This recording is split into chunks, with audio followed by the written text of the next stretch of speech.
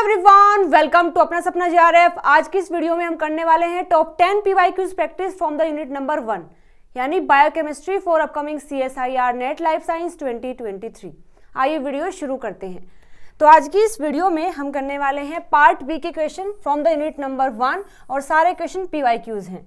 Time की अगर बात करें तो एक क्वेश्चन के लिए आपको 1 से 2 मिनट मिलेंगी और पहले आप क्वेश्चन सोल्व करेंगे, फिर मैं आपको समझाऊंगी कि इसका सही आंसर ये क्यों है। और अगर आपका आंसर सही होता है तो आपको 2 नंबर देने हैं और अगर आपका जो क्वेश्चन है वो गलत होता है तो माइनस करना है 0.5। क्वेश्चन का नंबर कितना रहेगा 1 से लेकर 10 तक। चलिए बात करते हैं अपने सबसे पहले क्वेश्चन की। तो ये है फर्स्ट क्वेश्चन, टाइम में सेट कर देती हूँ। इस क्वेश्चन के लिए टाइम सेट करूंगी मैं 1 मिनट और 30 सेकेंड। तो टाइम स्टार्ट हो गया है, इस क्वेश्चन को कीजिए आप।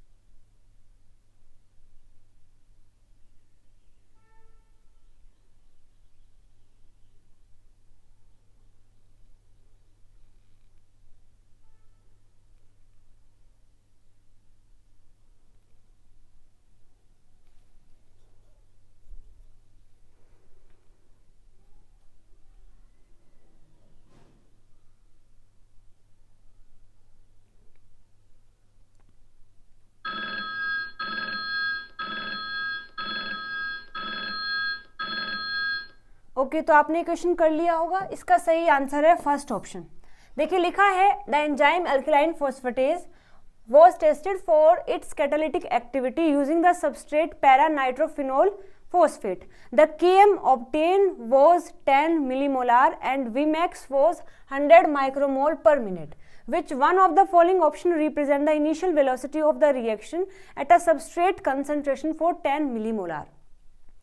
तो यहाँ पर ये जो क्वेश्चन है इसमें आपको मैक्सिमम जो वेलोसिटी है, मैक्सिमम वेलोसिटी जो है उस एंजाइम की वो कितनी दी गई है 100 माइक्रोमोल, 100 माइक्रोमोल पर मिनट दिया गया है। और इस एंजाइम का जो Km है ये कितना है, Km है इसके लिए 10 मिलीमोलार, 10 मिलीमोलार। और सबस्ट्रेट की कंसंट्रेशन दी गई है 10 मिलीमोलार और आपसे पूछा है कि जो इनिशियल वेलोसिटी है वो क्या होगी। ठीक है, तो यहाँ पर एक बात आपको याद रखनी है, आई होप आपको पता भी होगा कि अगर यहाँ पर सबस्ट्रेट की कंसंट्रेशन Km के बराबर होती है तो V की वैल्यू Vmax के हाफ हो जाती है। हमने कई बार ये बात पढ़ी है कि अगर सबस्ट्रेट की जो कंसंट्रेशन है वो Km के बराबर हो जाती है तो जो इनिशियल वेलोसिटी है it will be equal to the half of Vmax। तो यहाँ पर देखो Km की वैल्यू भी कितनी है 10 मिलीमोलार है, सबस्ट्रेट की वैल्यू भी 10 मिलीमोलार है, यानी Km is equal to substrate. तो यहाँ पर जो इनिशियल वेलोसिटी है it will be half of the Vmax। Vmax कितना है 100 है, 100 का हाफ 50 माइक्रोमोल पर मिनट। तो यहाँ पर 50 माइक्रोमोल पर minute is the answer for this question. Okay, तो आसान था। नेक्स्ट क्वेश्चन है आप सभी के लिए, क्वेश्चन नंबर 2 है। इसके लिए हम टाइम रख लेते हैं, चलिए इसके लिए 1 मिनट और 30 सेकेंड। चलिए टाइम स्टार्ट हो गया है। Question number 2 from the biochemistry, कीजिए इस क्वेश्चन को।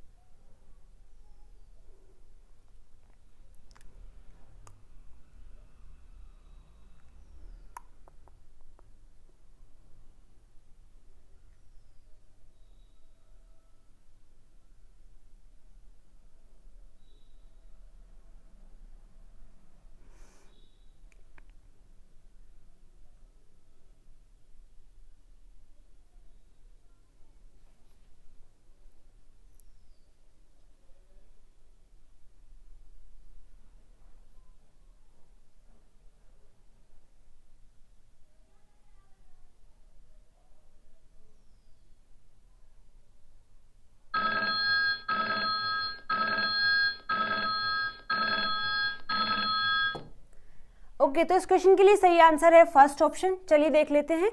What is the net charge of the peptide tyrosine, valine और arginine at pH 5? The pKs of alpha amino acid and carboxylic group are 9.6 and 2.3 respectively. The pKs of the tyrosine arginine side chain are 10.46 and 12.48 respectively.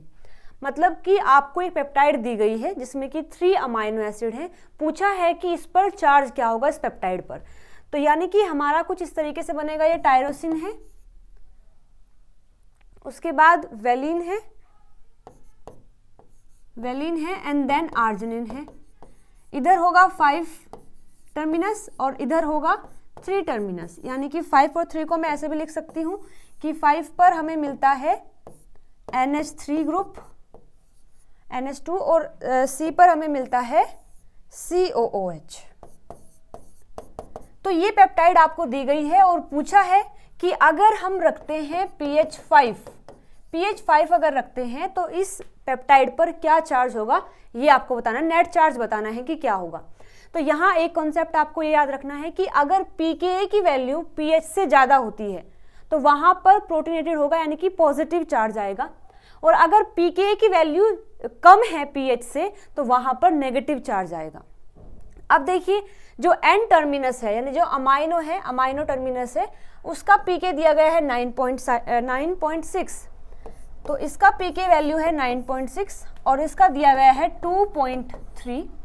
यहाँ पर जो amino acid लिए गए हैं उसमें से जो टायरोसिन है और आर्जिनिन है उनकी साइड चेन का जो pK वैल्यू है वो है 10.46, मतलब इसका दिया गया है 10.46, और यहाँ पर जो आर्जिनिन है उसका दिया गया है 12.48। तो ये pKs वैल्यू आपको दी गई है। अब आपको कंपेयर करना है कि pH तो सभी के लिए 5 है, बस pK वैल्यू को देखना है कम है या ज़्यादा है। तो अगर मैं बात करती हूँ NH2 की, तो यहाँ पर जो pK है वो कितना है 9.6 है और pH कितना है 5, तो कौन सा बड़ा है, pKa बड़ा है pH से, तो यानी कि यहाँ पर आएगा पॉजिटिव चार्ज। अगर बात करूँ COH की यानी C टर्मिनस की, तो यहाँ पर जो pK वैल्यू है वो 2.3 है, जबकि जो pH है वो 5 है, तो बड़ा कौन है, pH है pKa से, तो यहाँ पर आएगा नेगेटिव चार्ज। यहाँ बात करें तो दोनों ही pH से बड़े हैं, तो यहाँ पर भी पॉजिटिव चार्ज आएगा और यहाँ पर भी पॉजिटिव चार्ज आएगा। अब अगर कोई भी पेप्टाइड है तो उसके चार्ज में कंट्रीब्यूशन करती हैं कुछ पार्ट्स, जैसे कि कोई भी पेप्टाइड है उसका जो N टर्मिनस है वो हेल्प करेगा कैलकुलेट करने में उसका नेट चार्ज, उसका जो C टर्मिनस है ये भी, और अमाइनो एसिड की अगर बात करते हैं तो वो होता है HRKDECY। केवल ये अमाइनो एसिड किसी भी पेप्टाइड के अंदर अगर प्रेजेंट हैं तो वो उसके चार्ज में कंट्रीब्यूट करेंगे। H for histidine, R for arginine, K for lysine, D aspartic acid और E है ग्लूटामिक एसिड। यहाँ पर जो C है सिस्टीन है, Y है फिनाइल एलेनिन। अगर इनमें से कोई भी है तो वो चार्ज में कंट्रीब्यूट करेगा, तो यहाँ पर ये भी कंट्रीब्यूट करेगा, मतलब एक पॉजिटिव चार्ज हो गया है, ये भी करेगा मतलब एक नेगेटिव चार्ज हो गया है, और आर्जिनिन भी करेगा यानी कि एक पॉजिटिव चार्ज हो गया है। जो टायरोसिन का चार्ज है उसको हम काउंट नहीं करेंगे।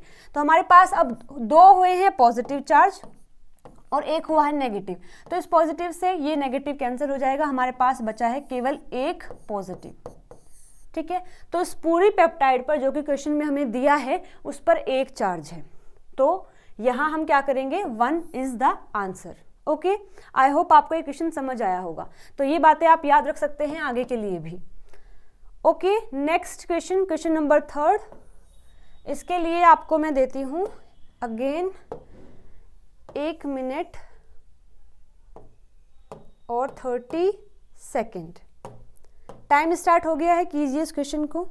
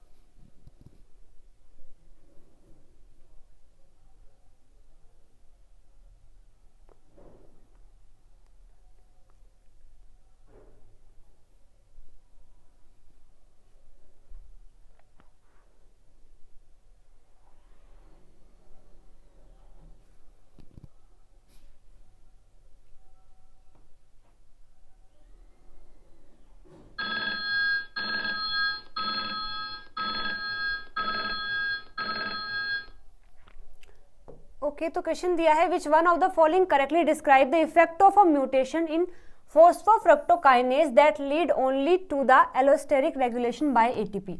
मतलब क्वेश्चन में आपको बताया है कि एक एंजाइम है जो कि है फॉस्फोफ्रक्टोकाइनेज। अगर आपने ग्लाइकोलिसिस पढ़ा है, रेस्पिरेशन का जो फर्स्ट स्टेप होता है, वहाँ इस एंजाइम का यूज किया जाता है।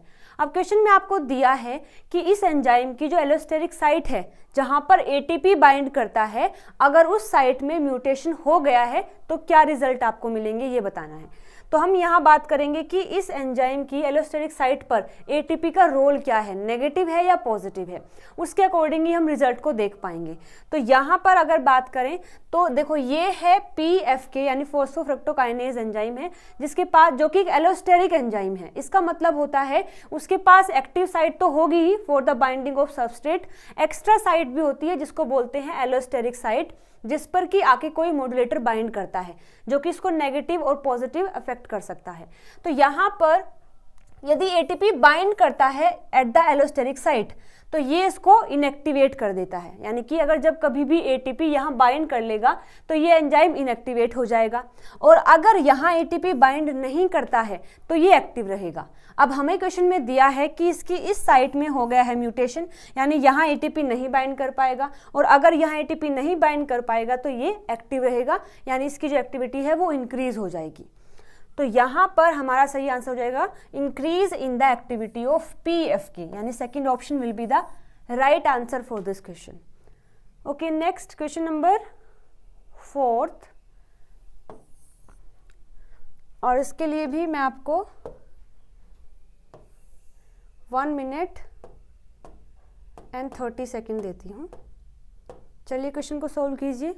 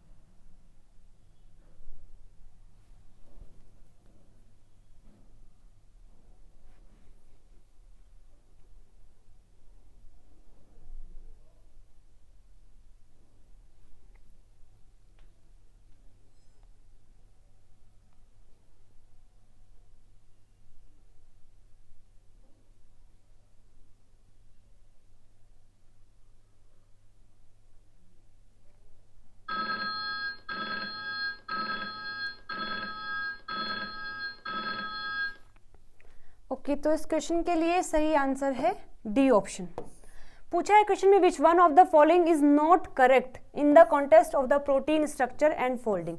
प्रोटीन की स्ट्रक्चर को और फोल्डिंग को लेकर ये क्वेश्चन आया हुआ है। 4 स्टेटमेंट दी है, कोई एक गलत है, बताना है कि कौन सा गलत है। देखिए फर्स्ट में लिखा है कि beta sheet are more common in the interior of protein than surface. मानो ये कोई भी प्रोटीन है तो ये इसका अंदर वाला पार्ट होता है इंटीरियर, और ये बाहर वाला होता है सरफेस वाला पार्ट। तो यहाँ पर अगर बीटा शीट की बात करते हैं या फिर जो सेकेंडरी स्ट्रक्चर होती है जैसे कि अल्फा हेलिक्स है, बीटा शीट है, वो सब अंदर ही मिलते हैं एंटीरियर पार्ट में, ना कि सरफेस पर। मतलब बहुत कम देखने को मिलते हैं सरफेस पर, ज़्यादातर वो अंदर ही मिलते हैं कोर वाले पार्ट में। तो यहाँ पर भी ऐसा लिखा है, इसलिए ये स्टेटमेंट हो जाएगा सही। नेक्स्ट दिया है beta sheet are less likely to form than alpha helix in the earliest stage of the protein folding. माना कोई भी प्रोटीन है, उसकी फोल्डिंग स्टार्ट हुई है, तो फोल्डिंग करते वक्त जो अल्फा हेलिक्स होता है ये पहले बनता है as compare to beta sheet. यानी कोई भी प्रोटीन है और अगर उसमें दोनों स्ट्रक्चर फॉर्म होनी है, अल्फा हेलिक्स भी और बीटा शीट भी, तो पहले अल्फा हेलिक्स फॉर्म होगा, उसके बाद बीटा शीट फॉर्म होता है। ऐसा क्यों है? ऐसा इसलिए क्योंकि बीटा शीट को बनने में थोड़ा टाइम लगता है, क्योंकि ये कुछ इस तरीके से बनती हैं लाइक दिस। फिर यहाँ से एक और इस तरीके से बनता है, लेकिन अल्फा हेलिक्स की बात करें तो वो कुछ इस तरीके से बनता है। इसीलिए लिखा है यहाँ पर कि जो बीटा शीट होते हैं are less likely to form than alpha helix in the earliest stage of the protein folding. Less likely का मतलब है कि वो पहले नहीं बनेंगे, बाद में बनेंगे, तो ये स्टेटमेंट बिल्कुल सही है।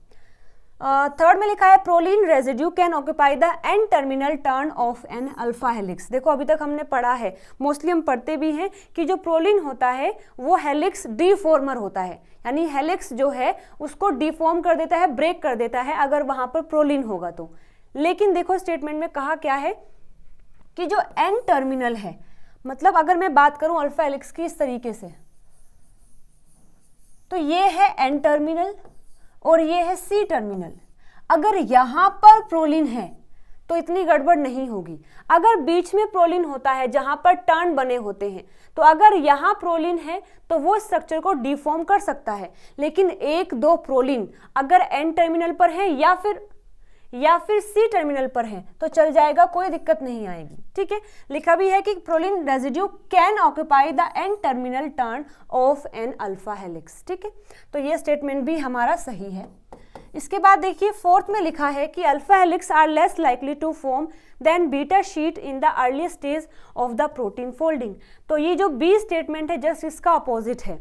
तो अगर हमने बी सही किया है तो डी हमारा गलत होगा, और गलत दिया हुआ भी है। इसमें कहा है कि जो अल्फा हेलिक्स होता है वो पहले नहीं बनेगा, वो बाद में बनता है, और पहले बनता है बीटा शीट। अभी हमने देखा है कि अल्फा हेलिक्स पहले बनेगा as compare to beta sheet, इसलिए हमारा जो फोर्थ स्टेटमेंट है ये गलत हो जाएगा। पूछा भी हमसे गलत है तो fourth option will be the right answer. Okay, next question number 5। इसके लिए टाइम हो जाएगा आपके पास 1 मिनट और 30 सेकेंड। टाइम स्टार्ट हो गया है। Question number 5।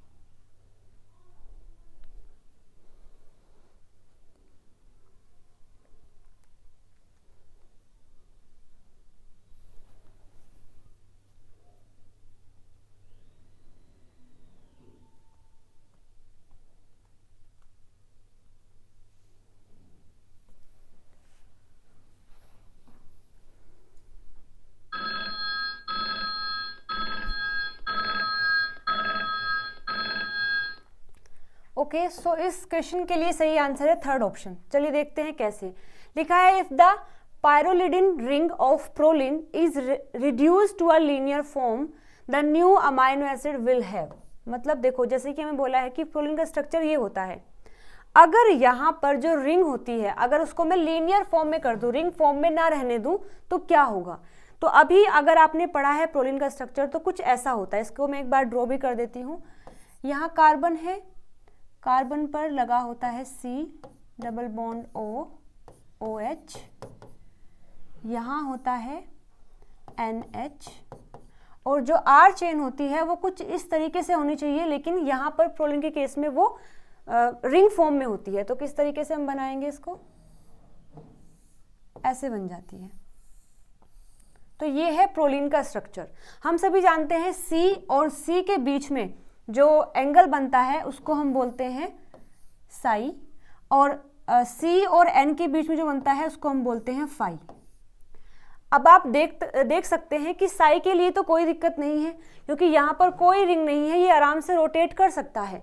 लेकिन यहीं पर अगर हम फाई के लिए बात करते हैं तो फाई में इस रिंग के कारण ये अच्छे से मूव नहीं कर पाता है, रोटेट नहीं कर पाता है, स्ट्रिक्ट मतलब कि बिल्कुल ही एक जगह पे रहेगा इसी तरीके से इस रिंग के कारण। लेकिन क्वेश्चन में हमें कहा है कि अगर इस रिंग को हटा दिया जाए, मतलब कि मैं अगर यहाँ से कट कर देती हूँ तो ये स्ट्रक्चर कुछ ऐसी हो जाएगी, फिर ये स्ट्रक्चर यहाँ कुछ ऐसी बन जाएगी।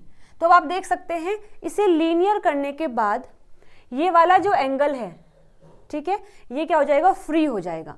तो यहाँ हम क्या लिखेंगे कि जैसे ही हम इस रिंग को मतलब लीनियर कर देते हैं तो जो नया अमाइनो एसिड बना है उसमें ये वाला एंगल जो है यानी कि फाई एंगल जो होता है, फाई एंगल जो है ये क्या रहेगा, मोर रिलैक्स रहेगा as compare to the proline.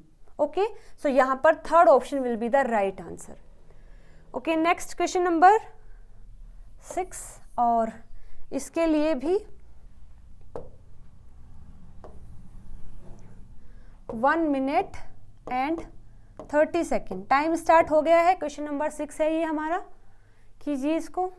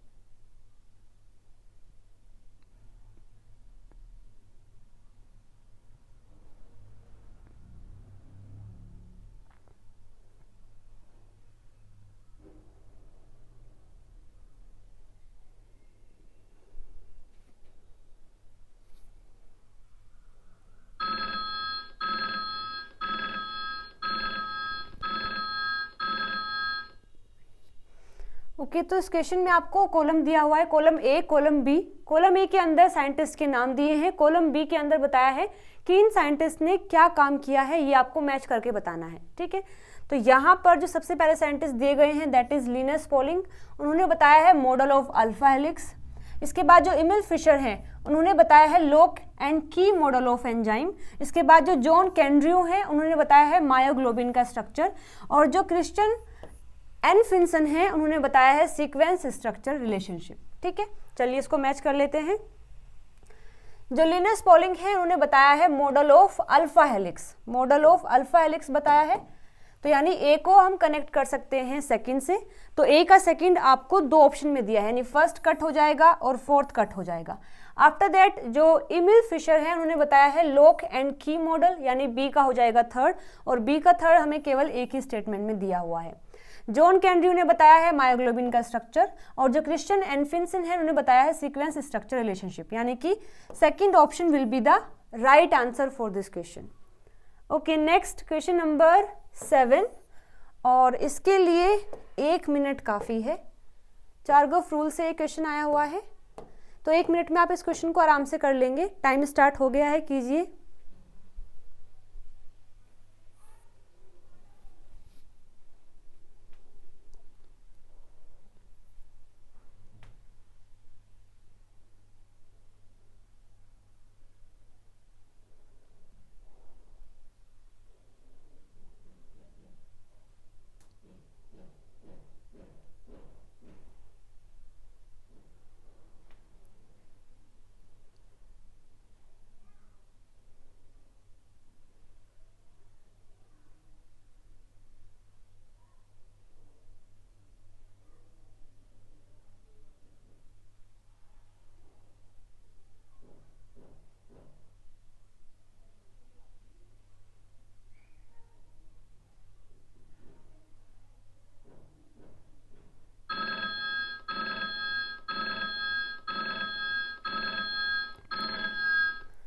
Okay, तो यहाँ पर चलिए बात कर लेते हैं। ये क्वेश्चन कहाँ से आया? चारगॉफ रूल से आया हुआ है। चारगॉफ रूल ने हमें बताया है कि जो प्यूरिन होता है, प्यूरिन का मतलब A एंड G, इन दोनों का अमाउंट जो है लगभग 50% होता है डीएनए के अंदर। और अगर यहीं पर बात करते हैं पैरामिडीन की, जिसमें कि आता है T एंड C, तो डीएनए के अंदर इसका कंटेंट भी 50% होता है अप्रॉक्सीमेटली। ठीक है, अब क्वेश्चन में आपको दिया है कि साइटोसिन जो है वो 20% है। और एक बात और याद रखनी है कि जितना C होगा डीएनए में, उस डीएनए में जितना C का कंटेंट होगा उतना ही G का होगा, जितना A का होगा इतना ही T का होगा, क्योंकि ये दोनों बाइंड करते हैं और ये दोनों बाइंड करते हैं। तो क्वेश्चन में हमें दिया है कि C कितना है? C है 20%। तो C अगर 20% है तो G भी कितना होगा? 20% होगा। और यहाँ देखो, अगर A प्लस G क्या है? 50% है, और उसमें G कितना है? 20% है। तो यहाँ पर जो A की वैल्यू है वो कितनी हो जाएगी? वो हो जाएगी 30%। ये हो जाएगा 30%। सेम ऐसे ही हम यहाँ पर भी करेंगे। अगर C 20% है तो G भी 20% था। अब C अगर 20% है तो यहाँ पर रखते हैं T प्लस ये 20 है, टोटल है 50। तो T की वैल्यू अगर मुझे निकालनी है तो 50 माइनस 20 यानी कि T की वैल्यू भी 30 हो जाएगी। हमें कहा है कि यहाँ पर आपको A और T की वैल्यू को दोनों को साथ में बताना है। तो A भी कितना है? 30, और T भी कितना है? 30, यानी कि 60%। तो मतलब हमारा fourth option will be the right answer. Okay, next question number 8, और इसके लिए मैं आपको देती हूँ 1 मिनट और 30 सेकेंड। चलिए, टाइम स्टार्ट हो गया है। Question number 8।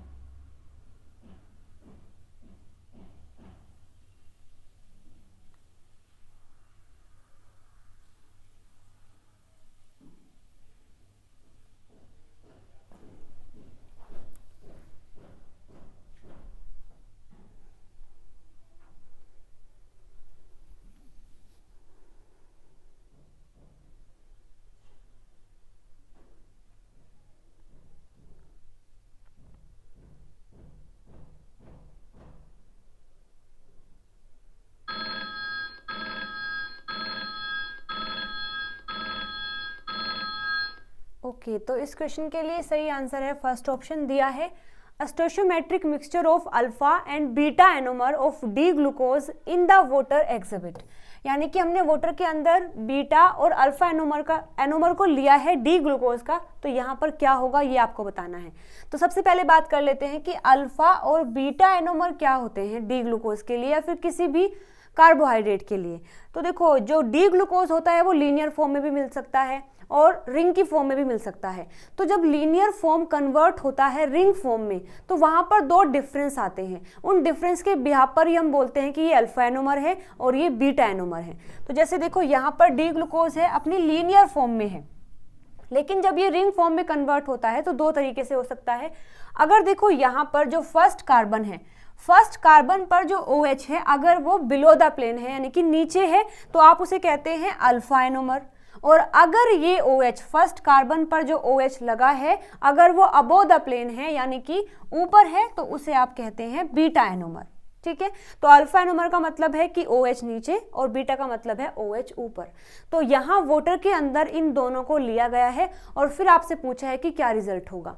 तो ये जो अल्फा एनोमर होता है और ये जो बीटा एनोमर होता है, उनके पास रोटेट करने की एक्टिविटी होती है, मतलब एबिलिटी होती है, वो रोटेट कर सकते हैं। जैसे लिखा भी है, alpha anomer of D glucose has a specific rotation of 112 degree in the water. यानी अगर आप अल्फा एनोमर डी ग्लूकोज के अल्फा एनोमर को अगर आप पानी में रखते हैं तो वो स्पेसिफिक रोटेशन दिखाता है 112 डिग्री से, मतलब रोटेट कर देता है 112 यानी 112 डिग्री पे वो रोटेट कर देता है। यहीं पर अगर बात करें बीटा एनोमर की, सो जो डी ग्लूकोज का बीटा एनोमर है, अगर आप उसे पानी में रखते हैं तो उसका जो स्पेसिफिक रोटेशन है वो कितना होगा, +19 डिग्री होता है। मतलब दोनों का जो स्पेसिफिक रोटेशन है वो अलग अलग है, इसका है 112 और इसका है 19। ठीक है, तो ये बातें हमने पता कर ली हैं। अब देखते हैं कि हमारा सही ऑप्शन क्या हो जाएगा। फर्स्ट में लिखा है net optical rotation proportional to the sum of the optical activities of each anomer. बिल्कुल सही बात है। जैसे आपने पानी लिया है, इसके अंदर आपने अल्फा रखा है और बीटा रखा है, तो इसका अलग रोटेशन है, इसकी अलग रोटेशन है। अब जो ओवरऑल रोटेशन आपको मिलेगा वो किसके बराबर होगा, इसके रोटेशन के सम के बराबर, मतलब इसका रोटेशन और इसका रोटेशन दोनों के सम के बराबर होगा, इस पूरे मिक्सचर का रोटेशन जो होगा।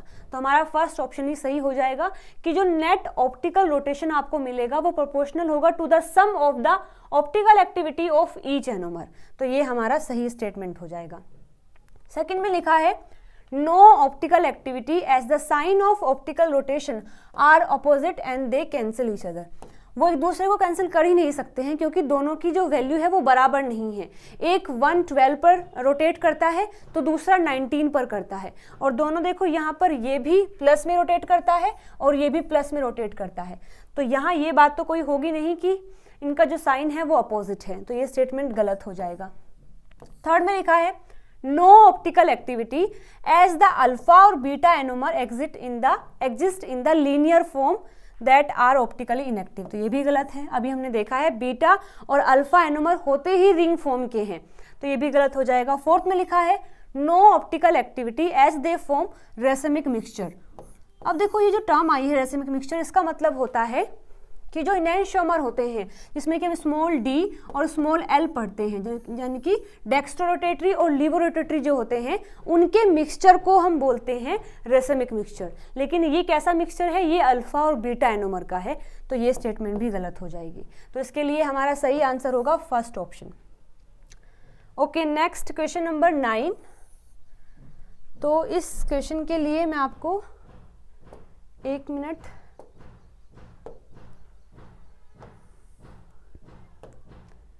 1 मिनट और 10 सेकेंड में हो जाएगा ये क्वेश्चन। कीजिए इसको। आई होप आपको ये दिखाई दे रहा होगा। यस,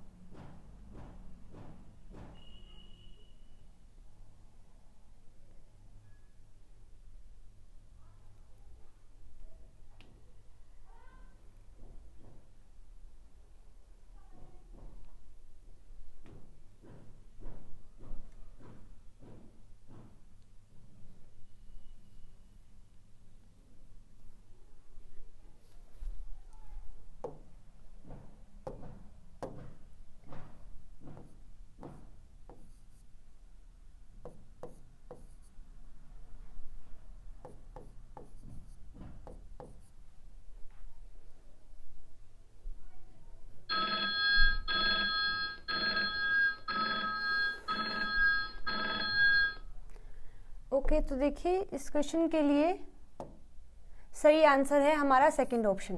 करना क्या है, इसमें आपको OH का कंसंट्रेशन निकालना है और वैल्यू क्या दी है आपको 0.1 NaCl। ठीक है, मतलब ये pH से क्वेश्चन आया है, तो आपको पता होना चाहिए कि H पॉजिटिव की जो कंसंट्रेशन है मल्टीप्लाई OH नेगेटिव की जो कंसंट्रेशन है वो इक्वल होती है 10⁻⁻14 की। ठीक है, तो आपको ये वैल्यू तो फिक्स है, ये आपको बताना है और ये आपको निकालना है, फिर आप बता सकते हैं कि OH क्या होगा। तो वैल्यू हमें दिया हुआ है 0.1 NaCl, ठीक है। तो यहाँ पर इसका वैल्यू कितना होगा, आप पॉइंट हटाएंगे तो नीचे आएगा 10, मतलब कि 10⁻⁻1 हो जाएगा H पॉजिटिव का कंसंट्रेशन, ठीक है। तो अगर H पॉजिटिव कितना है, 10⁻⁹ है, इसके बाद मल्टीप्लाई 10 OH नेगेटिव 10⁻⁻14। तो इसे निकालने के लिए हम क्या करेंगे, OH negative 10⁻⁻14 upon 10⁻⁻1, so it will be 10⁻⁻13, ठीक है। तो इस क्वेश्चन के लिए हमारा सही आंसर हो जाएगा सेकंड ऑप्शन। ओके, तो आज की इस वीडियो का लास्ट क्वेश्चन, क्वेश्चन नंबर 10, इसके लिए भी 1 minute and 30 seconds, 1 minute, wait a minute and 30 seconds। चलिए कीजिए क्वेश्चन, लास्ट क्वेश्चन है यूनिट नंबर 1।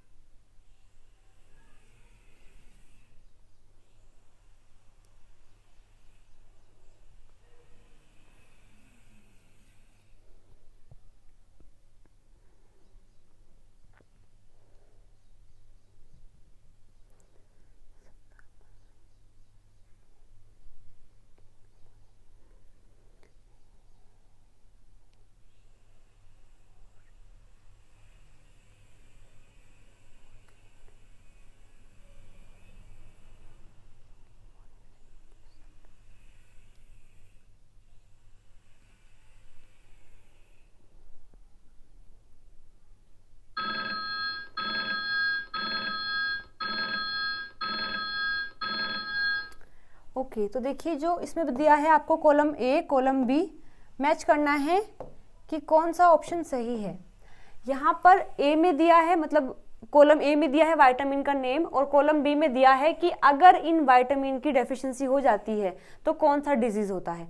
तो देखो जो विटामिन ए होता है उससे होता है कलर ब्लाइंडनेस या फिर नाइट ब्लाइंडनेस, तो यानी ए का हो जाएगा हमारा सी, 1 का सी। तो 1 का सी आपको 3 में दिया है, इसको हम कट कर सकते हैं। इसके बाद जो B12 है वो करता है परनीशियस एनीमिया, यानी इसकी अगर कमी हो जाती है B12 की तो यहाँ पर कोज होगा परनीशियस एनीमिया, ठीक है। तो सेकंड का हो जाएगा ए, और सेकंड का ए आपको दिया हुआ है 2 ऑप्शन में, तो इसको हम कट कर देंगे। इसके बाद जो डी विटामिन है उसकी कमी से हो जाता है रिकेट्स, तो यानी थर्ड का हो जाएगा डी। तो थर्ड का डी केवल आपको 1 में दिया है, तो ये भी कट हो जाएगा। और जो के विटामिन है उसकी कमी से होता है सबडर्मल हेमोरेजिक, ठीक है। तो फोर्थ का हो जाएगा बी, यानी कि first option will be the right answer. तो सारे क्वेश्चन हमने सॉल्व कर लिए हैं यूनिट नंबर 1 से। अब आपको बताना है कमेंट करके कि आपने कितने मार्क्स गेन किए हैं। चलिए मिलते हैं अगले वीडियो में नए क्वेश्चन के साथ में। Till then bye bye, take care.